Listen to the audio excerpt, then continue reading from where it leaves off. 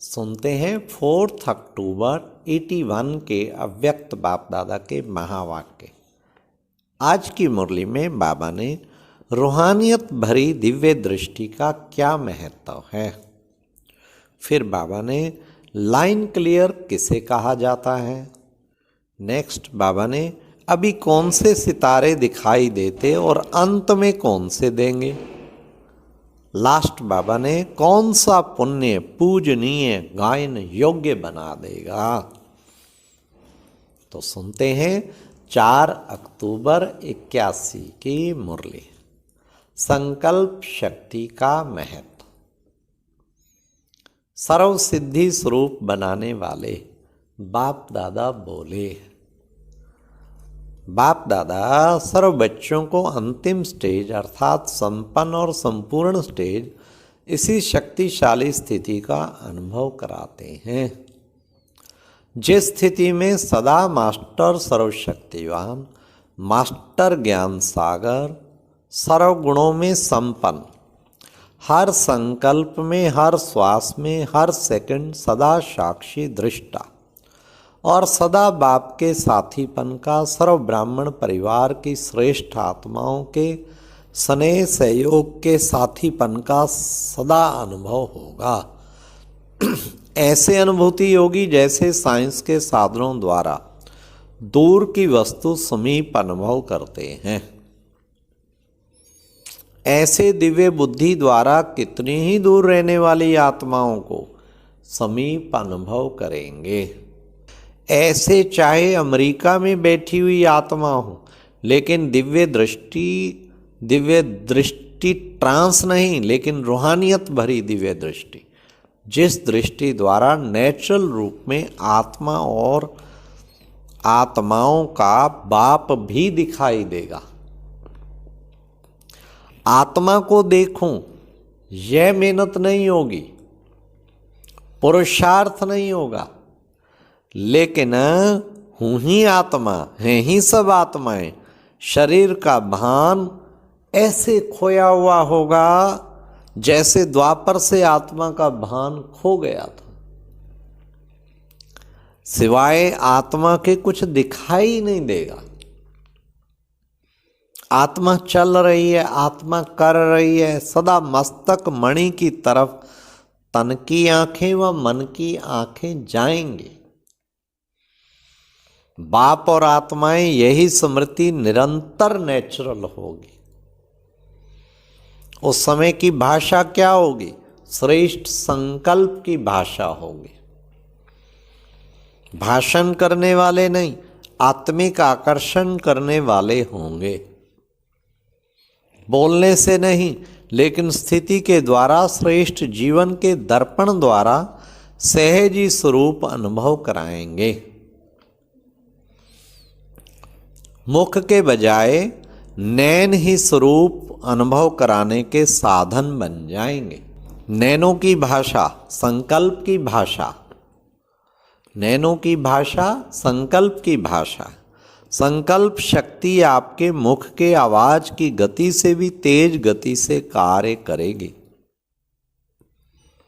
इसलिए श्रेष्ठ संकल्प की शक्ति को ऐसे स्वच्छ बनाओ जो जरा भी व्यर्थ की अस्वच्छता भी ना हो, जिसको कहा जाता है लाइन क्लियर।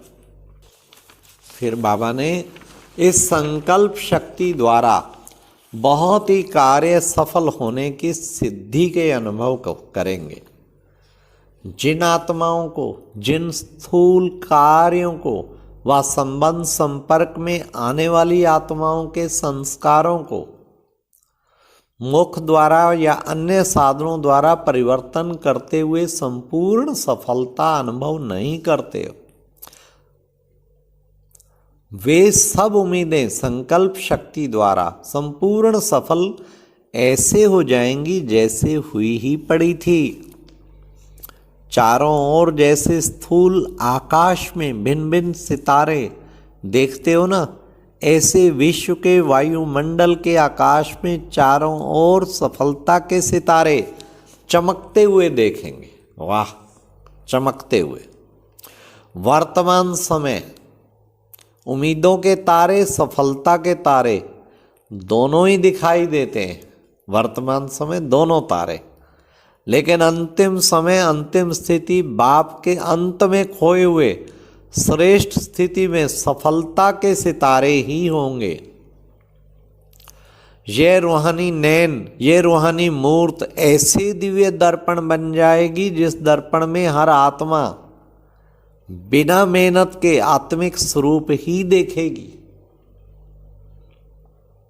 सेकंड में इस दर्पण द्वारा आत्मिक स्वरूप का अनुभव करने के कारण बाप की तरफ आकर्षित हो अहो प्रभु के गीत गाते देह भान से सहज अर्पण हो जाएंगे। अहो आपका भाग्य, ओहो मेरा भाग्य। इस भाग्य की अनुभूति के कारण देह और देह के संबंध की स्मृति का त्याग कर देंगे, क्योंकि भाग्य के आगे त्याग करना अति सहज है। आप सभी इस सहज त्याग और भाग्य को लेने चाहते हो व देने वाले बनने चाहते हो। यह तो नहीं सोचते हो कि इतने वर्षों की मेहनत से तो अंत समय सहज त्याग और भाग्य वाले बन जाएं। क्या पसंद है? अंत में सहज अनुभव जरूर करेंगे, लेकिन कितने समय का अनुभव होगा? जितने थोड़े समय की पहचान उतने ही थोड़े समय के लिए प्राप्ति। आप सब बहुकाल के साथी और बहुकाल के राज्य अधिकारी हो। अंत की कमजोर आत्माओं को महादानी वरदानी बन अनुभव का दान और पुण्य करो। यही सेकंड का शक्तिशाली स्थिति द्वारा किया हुआ पुण्य आधा कल्प के लिए पूजनीय और गायन योग्य बना देगा, क्योंकि अंतिम काल में आत्माओं के अंतिम समय में आप संपूर्ण आत्माओं द्वारा प्राप्ति के अनुभव और संपूर्ण स्वरूप के प्रत्यक्षता का संपन्न स्वरूप, यही अंतिम अनुभव का संस्कार लेकर आत्माएं आधा कल्प के लिए अपने घर में विश्रामी होंगी। कुछ प्रजा बनेंगी, कुछ भक्त बनेंगे। इसलिए अंतकाल जो अंतमते सो द्वापर में भक्तपन की गति में अर्थात श्रेष्ठ भक्त माला के शिरोमणि आत्माएं बन जाएंगी। कोई विश्वाधिकारी के रूप में देखेंगे तो कोई प्रजा बनने के संस्कार के कारण आपके राज्य में प्रजा बन जाएगी।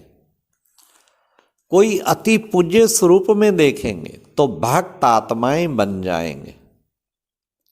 ऐसी श्रेष्ठ स्थिति, जिस स्थिति द्वारा इतनी सिद्धि को पाएंगे, ऐसी श्रेष्ठता का अनुभव कर रहे हो। संकल्प के खजाने के महत्व को जानते हुए श्रेष्ठ संकल्प की शक्ति जमा कर रहे हो। समझा अंतिम स्टेज क्या है? बाप दादा भी तो आवाज से परे जाएंगे, वह आवाज में ही आएंगे। प्रैक्टिस करो आवाज में कम आने की, तो आवाज से परे की स्थिति स्वतः ही आकर्षण करेगी। पहला गेट तो आवाज से परे जाने का खुलता है ना, तो गेट खोलने का उद्घाटन कब करेंगे? टीचर्स के साथ। यह सेवाधारी ग्रुप है ना, टीचर्स नहीं सेवाधारी। बाप भी सबसे पहले सेवाधारी बन करके आते हैं।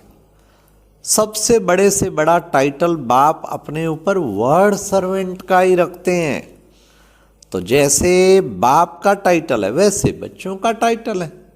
सेवाधारी समझने से स्वतः ही निर्विघ्न हो जाते हैं, क्योंकि सेवाधारी अर्थात त्यागी तपस्वी। जहां त्याग और तपस्या है वहां भाग्य तो उनके आगे दासी के समान आता ही है। तो सभी सेवाधारी हो ना। टीचर बनकर नहीं रहना, सेवाधारी बनकर रहना। नहीं तो क्या होता है, अगर आप अपने को टीचर समझेंगी तो आने वाले थोड़ा भी आगे बढ़ेंगे तो वे भी अपने को टीचर समझने लगेंगे। टीचर समझने से सूक्ष्म ये कामना उत्पन्न होती कि कोई गद्दी मिले, कोई स्थान मिले। यह भी माया का बहुत बड़ा विघन है। टीचर हूं तो सीट चाहिए, मान चाहिए, शान चाहिए। सेवाधारी देने वाले होते, लेने वाले नहीं। तो जैसे आप निमित्त आत्माएं होंगी, वैसे और भी आपको देखकर सेवाधारी सदा रहेंगे। फिर चारों ओर त्याग तपस्या का वातावरण रहेगा। ठीक है। अच्छा, बहुत बहुत बाप दादा का याद प्यार और नमस्ते। ये थी आज की अव्यक्त मुरली। बाबा ने कितना सुंदर बताया, लाइन क्लियर और दिव्य दृष्टि के द्वारा नेचुरल, हर वक्त आत्मिक स्वरूप और सदा सफलता के सितारे। अच्छा, ओम शांति। और अब यह एक बहुत अच्छी वीडियो भी जरूर देखें।